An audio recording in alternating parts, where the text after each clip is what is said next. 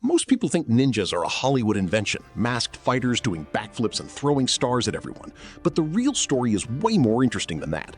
The word ninja didn't even exist in Japanese texts until the 1800s. The original term was shinobi. Japanese-Portuguese dictionary described them simply as spies who sneak into enemy territory to gather information. No flying, no magic, just intelligence work. So where did all the supernatural stuff come from? Historians say the myth grew over centuries. Warlords deliberately kept their shinobi's methods secret, which left room for wild stories to fill the gaps. By the time writers started documenting ninja history in the 1600s, the legends had already taken on a life of their own. Here's what actually made ninjas different from samurai. Samurai were elite warriors from noble families, bound by a strict honor code called Bushido. They had rules. You fight face to face, you declare yourself before battle, and dying with dignity matters more than surviving with shame. Ninjas had none of that.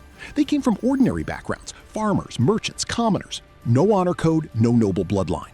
Warlords hired them specifically because they could do things a samurai never would: sneak into enemy castles, map out troop positions, burn supply lines, and spread chaos without ever being identified.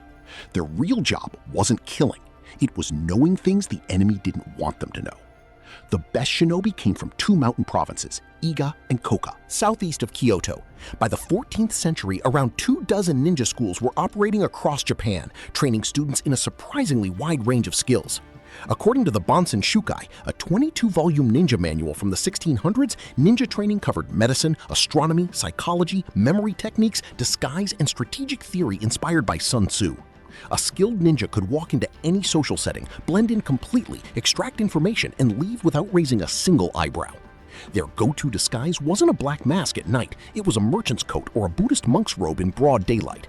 They carried ordinary tools: sickles, rope, short blades, things any farmer would own.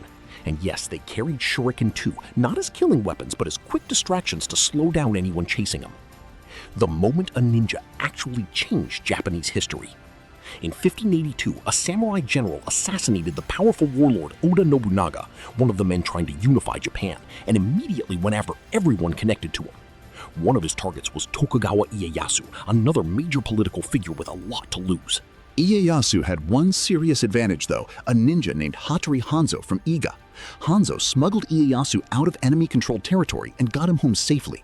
That one extraction mission had massive consequences. In 1603, Ieyasu became shogun and founded the Tokugawa dynasty, which gave Japan over 200 years of peace and stability, known as the Edo period. Without that ninja operation, Japanese history could have gone in a completely different direction.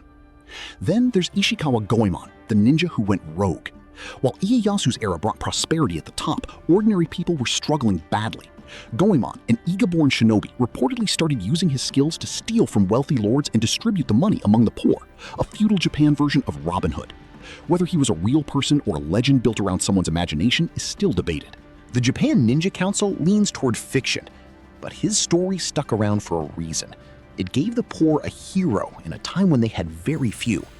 His story ends brutally, though.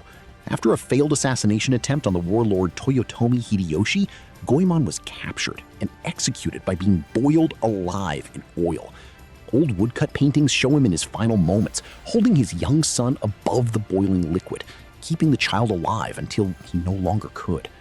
The ninja weren't superheroes.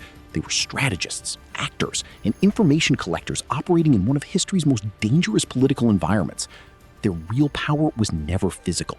It was knowing how to move through a world that wanted them dead and come back with exactly what their lord needed.